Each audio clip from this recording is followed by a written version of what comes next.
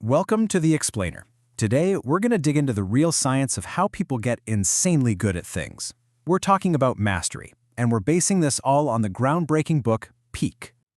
Let's just kick things off with this quote from Ray Allen, who is, without a doubt, one of the greatest shooters in basketball history. Right away, he's pushing back against an idea most of us just accept. And his quote really tees up the central question for us today. Are the best of the best, the top performers in any field, just born with some special gift?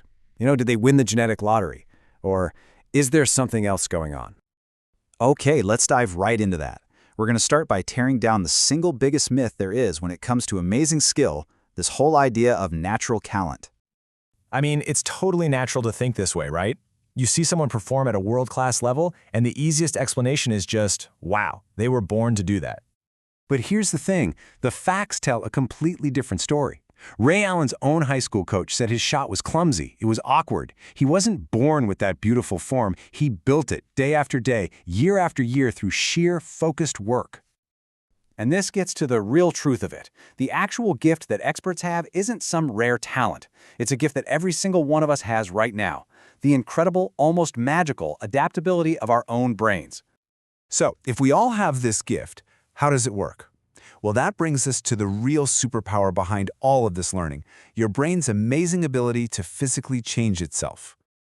Yeah, there's a scientific name for it, neuroplasticity. Basically, it just means your brain isn't fixed. It's not a static piece of hardware.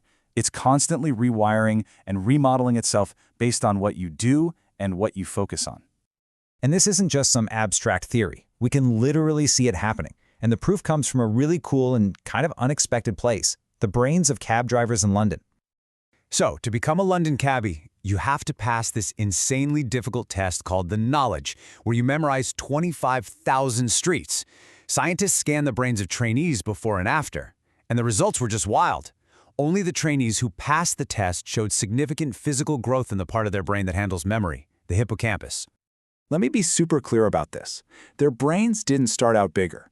The intense effort of the training itself forced their brains to grow. The task literally re-sculpted their biology. It's incredible. Okay, so the brain can change, it can grow, but what is it building? What's the point of all this change? Well, the answer is something called a mental representation, or a mental model. Think of it like this. A novice has a blank slate, but an expert has this incredibly sophisticated software running in their head. It's a mental framework that lets them see the world in a way the rest of us just can't. Here's a great example. If you or I watch a pro soccer match, we might just see a bunch of people kicking a ball around. It looks like chaos. But an expert player, they see patterns. They see the game unfold 3 steps ahead. They instantly see the entire interconnected system. That's their mental model at work. Now, if you want to see this idea taken to its absolute, mind-bending extreme, you gotta look at the world of Grandmaster chess. Get this, in 1924, a grandmaster named Alexander Alekhine played 26 games of chess at the same time while blindfolded.